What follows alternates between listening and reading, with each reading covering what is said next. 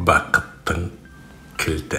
Анасы бар балада, баласы бар анада ерте қартаймайды.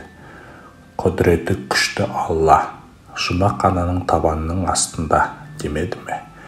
Ендеше анаңның әр басқан қадамы сен үшін жұмақ. Жұмақты көзіңмен көргің келе ме?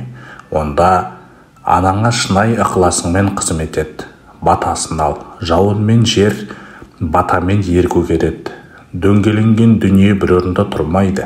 Сенің аялы алақаныңмен өсірген анаңда қартаяды. Сенің қас-қабағыңа кіріптар болады. Әйеліңе емес, әуелі анаңа көңіл бөл. Себебі берекенің тұтқасы анаңның қолында тұр. 18 мың ғаламның дидары анаңның бір қуанғанына жетпейді. Жылы сөйле, не берсеңді күліп бер. Әр барғанда әдемі көйлек кигіз, қолына алтын күміс тақ. Анаңның жақсы қасиеттерін айтып, мерейін үстем қыл, балаша қуандыр.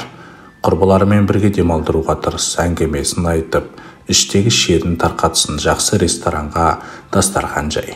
Жаны мен тәнін сергітетін моншасын ұйымдастыр, концерттерге жібер, алдыңғы қатардан орын алып бер, сезімі жалғысын. Өзінің әлемдегі ең ақылды, ең мейірімді баланың анасы екенін сезінсін. Бүгінгі толып жатқан коучтар мен психологтар бақыттың кілті деген тақырыпта түрлі трюктарды айтып, азаматтың басын қатырып, қалтасын қағуда. Есіңізде болсын, бақыттың кілті ата-ананың разылығында. Жұмақтың кілті анаңыздың табанының астында.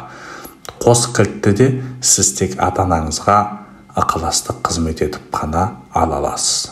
Ата-анаңның ботасын алма, батасын ал. Бота өліп қалады, батадан бағың жанады бауырым. Мақсат Ысқақов.